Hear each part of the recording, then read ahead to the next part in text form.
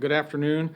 I'm Tom Stolz. I'm the county manager and here to have the Sedgwick County COVID-19 daily update for June the 3rd, 2020. I'll very quickly go through numbers, and these are comparatives between yesterday and today. The country today stands at 1,840,375 positive COVID cases. That's 1.2% more than yesterday, which was 1,817,785. State of Kansas went up 1.6% from yesterday, so they are at 10,170 cases today. Yesterday was 10,011.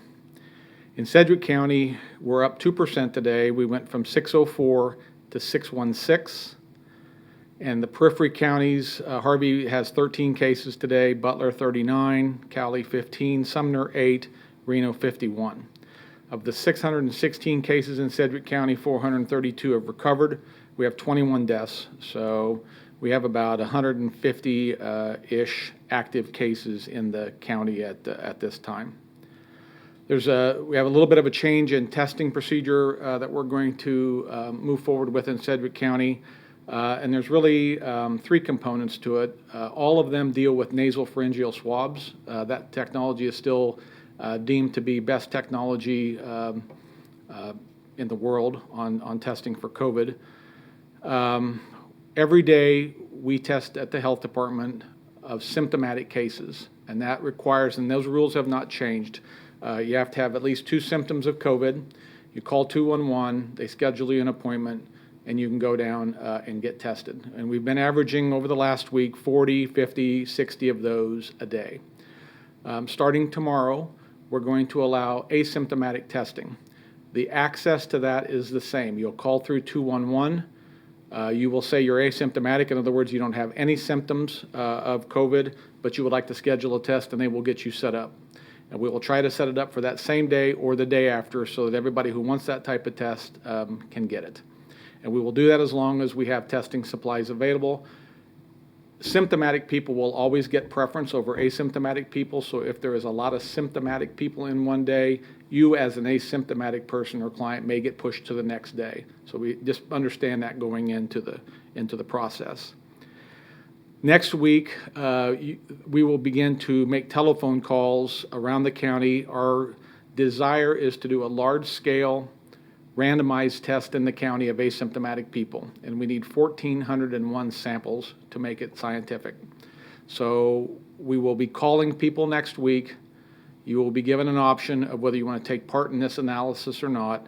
If you do, you will then set up an appointment and you will go down to West Central location and you can receive an asymptomatic test.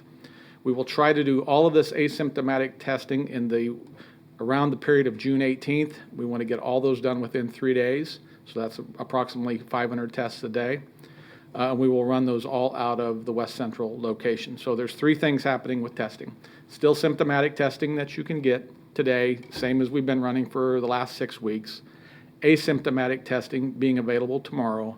And then the large-scale asymptomatic testing that the county would like to run within a couple weeks. And more information will be coming out on that, and telephone calling to try to find people to volunteer for that will happen as soon as next week.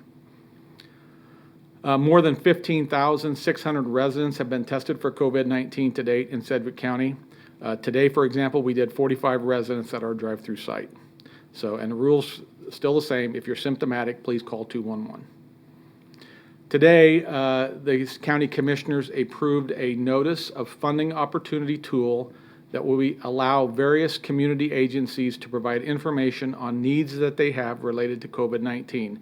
And this is in relation to the CARES money that the county has received from the federal government. An online form of this notice of funding opportunity will be available online Friday, June 5th. That's this coming Friday.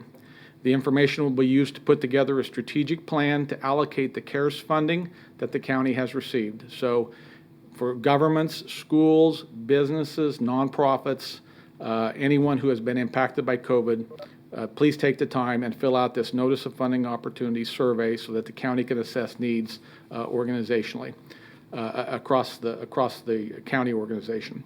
It will take us, that will be open for 2 weeks. So you have 2 weeks to fill out that form, and then we will assimilate the data.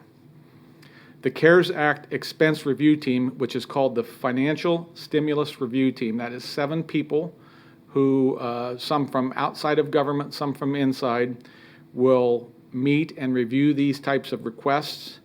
They met last Friday to discuss timeline, scope, and training. The commission was given notice of that today. This group will be responsible for recommending CARES Act reimbursements to the BOCC once a strategic plan is in place. Other health department news, we are still hiring several positions through December to help fight against COVID-19. If you're interested in applying for one of these jobs, please visit careers.sedgwickcounty.org and search the keyword COVID.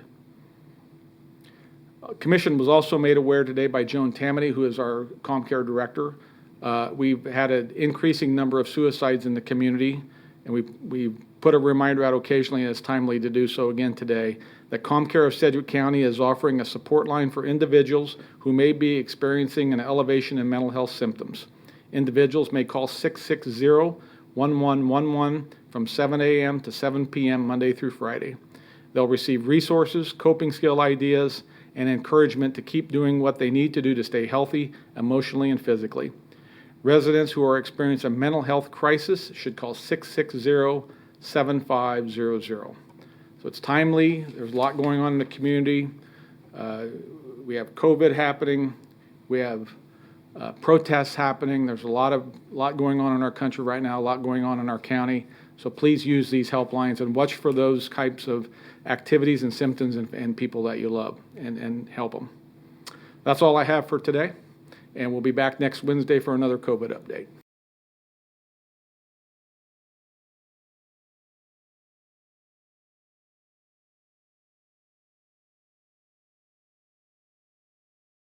The asymptomatic testing, is that free? Yes, it is. People? Yes, that's a good point. I should have said that. It is free. And then the randomized testing, what kind of information are people going to be asked for? I know there are some people I've heard from that would be a little bit concerned about privacy on something like that. Yeah. We'll have to ask demographic type of information, name, zip code at least, age, race, and sex. Name, age, race, sex? Yeah. And one of the things we want to do is track zip code. So at least zip code on that, probably. I don't know if it's going to be full address or not, but we'll at least want a zip code, because what we want to do with the randomized test is to have a good cross spectrum of the county. So geography is important in that.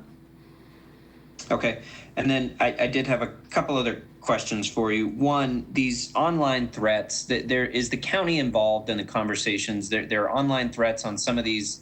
I don't even want to call them protests, because some of it's not even protest. It's just a little more sinister than that, maybe. Are you guys in on those conversations, or are you in on planning any sort of measures to combat some of that stuff that's been going on the last few nights? We are knowledgeable of that, and the Sheriff's Department is in the planning phase of that, yes. Thank you guys very much. Appreciate you.